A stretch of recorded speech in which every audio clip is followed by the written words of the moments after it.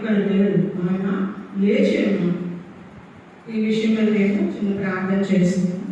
పరిశుద్ధులైన మా దేవ, మీ పరిశుద్ధ కోటి వందనాలు.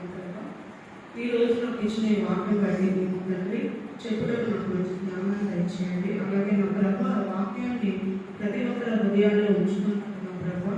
నీవే నిజమైన రక్షకులను తెలుసుకున్నాం ప్రభు. ఈ రోజు తండ్రి ప్రతి ఒక్కరు కూడా ఎందుకు గరడానికి ఈ రక్షణలో బలపరచడానికి తండ్రి ఈ చిన్న తండ్రి అందరిలో ఉంచున్నాం. ఈ చిన్న ప్రార్థన చేస్తున్నాం కొంచెం.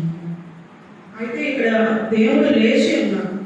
ఒకవేళ దేవుడు ఈ రోజు పునరుద్ధానుడై లేకపోతే ప్రతి ఒక్కరు కూడా యేసు ప్రభు నిజమైన దేవుడు రక్షకుడు అని నమ్మి ఉండేవారు కాదు.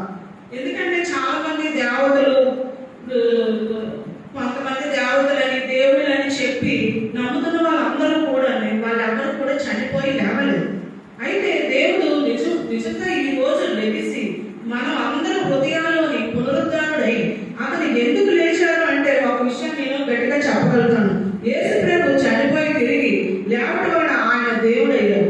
యేసుక్రీస్తు శిలువపై మన రక్షణార్థమై మనకు రక్షణ ఇవ్వడం కోసం అతను శిలువలో మరణించారు. అయితే అతను తగిలిన దెబ్బలు, అతను కొట్టించుకున్న దెబ్బలు, అతను కాచిన రక్తం కూడా ప్రతి ఒక్కరికి రక్షణ ఇవ్వడం కోసమే అతను కావాలని తనకు తాను తగ్గించుకొని ఈ లోకంలోని అందరితో పాపాత్ముడుగా నిలవబడి ఆయన ఏ పాపము చేయకపోయినా అతను శిలువపై మరణించారు. ఈ రోజు అతను మరణించినా కూడా ఆ శిలువపై మరణించినప్పుడు యేసు ప్రభు అక్కడితో ఆగిపోతే మనం అందరం కూడా ఇలాగా దేవుడిగా మనం ప్రార్థించే వాళ్ళం కాదు. ఒక ఇంపార్టెంట్ విషయం ఏంటంటే అతను ఈ రోజు పునరుద్ధానుడు అవ్వడం వలన మనం అతని నిజమైన దేవుడిగా మరణాన్ని విజయంగా సాధించి అతను మరణ ఊరును విడిచి అతను మళ్ళీ ఈ రోజు పునరుద్ధరణ